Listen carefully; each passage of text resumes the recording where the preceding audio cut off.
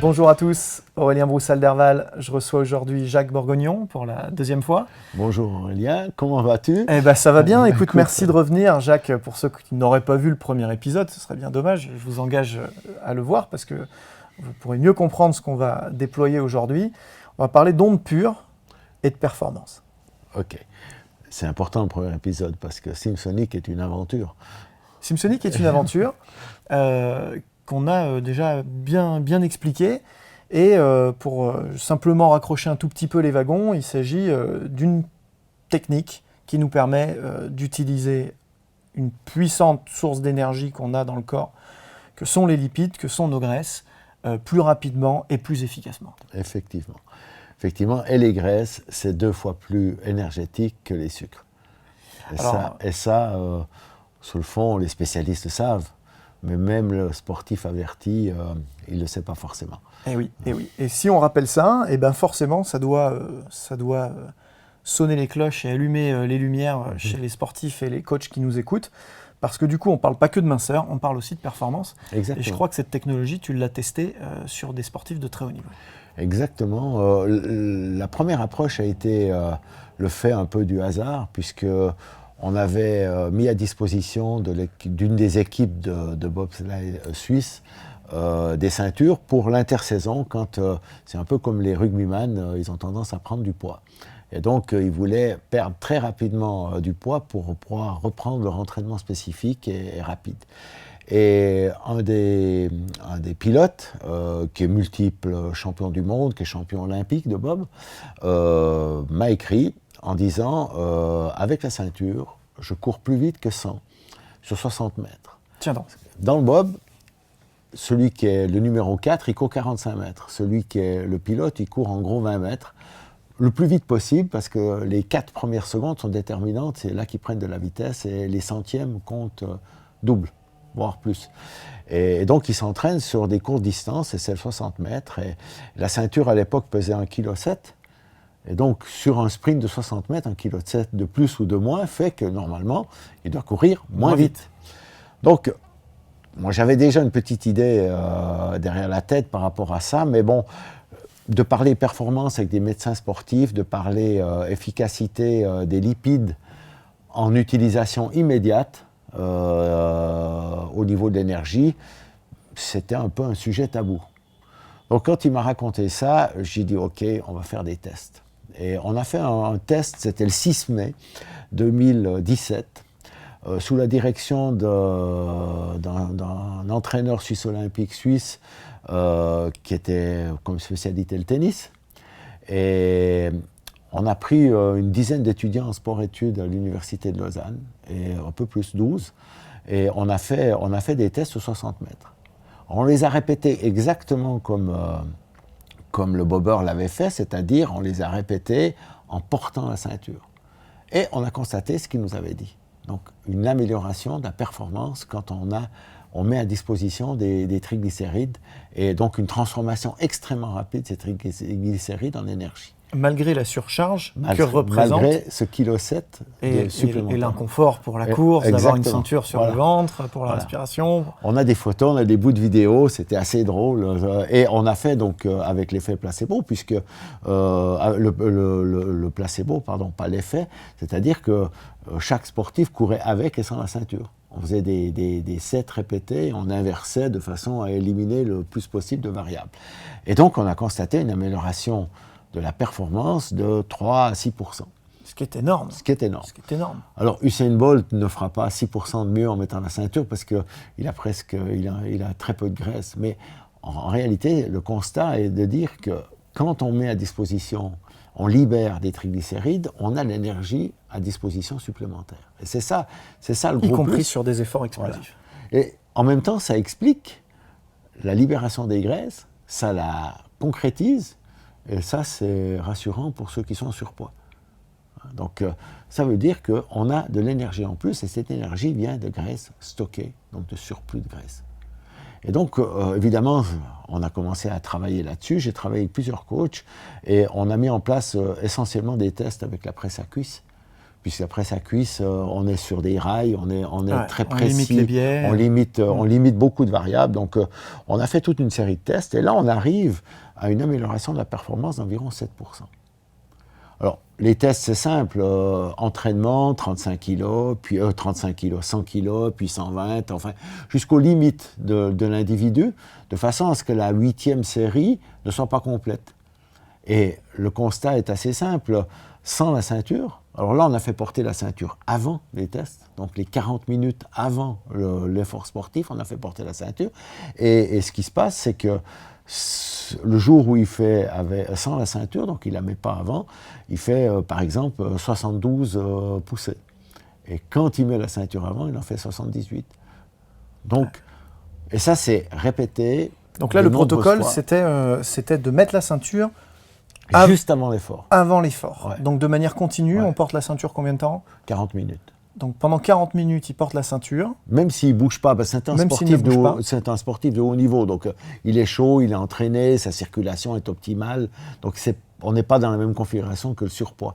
Où là, il faut faire remarcher la machine, si je peux me permettre. Ouais, non, là on est vraiment sur de la performance. Voilà, on a des gens qui sont performants, donc qui veulent améliorer leur performance. Et donc il enlève la ceinture, il fait ses séries. Voilà. Il ne la remet pas entre les séries de musculation, de renforcement. Et donc, ça prouve bien que c'est la libération des graisses, de des cette lipides, énergie. C'est la mise à disposition. C'est la mise à disposition qui permet de progresser, et non pas un quelconque facteur mécanique lors du port de la ceinture, qui pourrait tout aussi bien marcher si elle était éteinte, par exemple. Et c'est les sportifs qui l'ont fait, donc c'est des sportifs qui sont stables, c'est-à-dire qu'une nutrition contrôlée, avec des performances qui sont stables, ils ne sont pas en grosse progression ou en perte de performance. Donc dans des périodes où ces gens peuvent, à quelques poussées près, dire « Ah ouais, je fais plus, je fais moins ». Et les écarts de poussée sont de l'ordre de 6 sur 5, 6 sur 80, donc les fameux 7%. C'est stupéfiant. Ouais. C'est stupéfiant. Si on a des gens qui nous écoutent, là, qui ont un groupe de sportifs qui à l'entraînement régulier, tu es prêt à leur prêter la ceinture pour qu'ils essayent ? Je suis extrêmement heureux de pouvoir le faire, parce qu'on a un certain scepticisme des coachs. Donc s'ils peuvent, en ayant une ceinture, prendre 3, 4, 5 de leurs sportifs au niveau ou très entraînés, amateurs avertis, et puis faire ces tests de presse à cuisse, on leur donne le protocole, on l'explique, on leur donne les tabelles à remplir, on fait tout. Et la seule chose que je leur demande, c'est de pouvoir publier les résultats. Sans mettre les noms de famille, mais les prénoms, voilà, Aurélien, 41 ans, etc., etc. Donc c'est pour moi du vécu. C'est du réel, et puis c'est du réel clean, puisque c'est des coachs extérieurs qui le font, et qui ne sont pas des coachs venant de Simsonic. Donc les portes sont ouvertes, il suffit de nous contacter par l'intermédiaire d'Aurélien, et on le fait très volontiers. Bon, on est prêt à le répéter plusieurs fois. Génial, merci. Et on a des collaborateurs sur le terrain en France qui sont prêts à venir justement apporter la ceinture, faire la formation, suivre les premières séries et mettre en place ce protocole. Alors justement, aujourd'hui, donc on a ce protocole-là qui semble très bien fonctionner. Donc 40 minutes, pourquoi on prend 40 minutes Alors les 40 minutes ont été un peu liées au coaching et au fait que les entraînements, enfin la période vendue pour un entraînement, c'est 1 heure. Et il reste 20 minutes pour installer, désinstaller, nettoyer la ceinture, faire le protocole. Donc, pour être franc, on pourrait faire 50 minutes. Les premières études de master étaient 55 minutes. Oui, c'est ce que j'ai lu, moi. Et je crois que le docteur Oswirt a fait des études à 45. Ouais. Alors, nous, on est focalisé sur ce 40 minutes. On peut, avec la commande par smartphone, on peut changer le temps d'utilisation de la ceinture de 20 à 60 minutes. Maintenant, il est clair aussi que si on prend l'amélioration des performances et qu'on essaye de quantifier ça en kilocalories utilisées par les muscles, on arrive à des quantités qui sont de l'ordre de 250 à 300 kilocalories.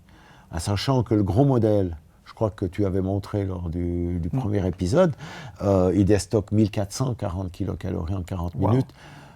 Il y a beaucoup de déperdition, entre guillemets. On n'a pas fait les tests avec des plus petits modèles, on est au balbutiement du sport. Parce qu'on comme avec la minceur au départ, on se heurte à des préjugés qui sont importants et je reviens à ces tests qu'on est prêt à faire avec les coachs intéressés en France. C'est important pour nous d'avoir du recul, c'est important d'avoir du ressenti de personnes extérieures. Bien sûr, voilà. Bien sûr.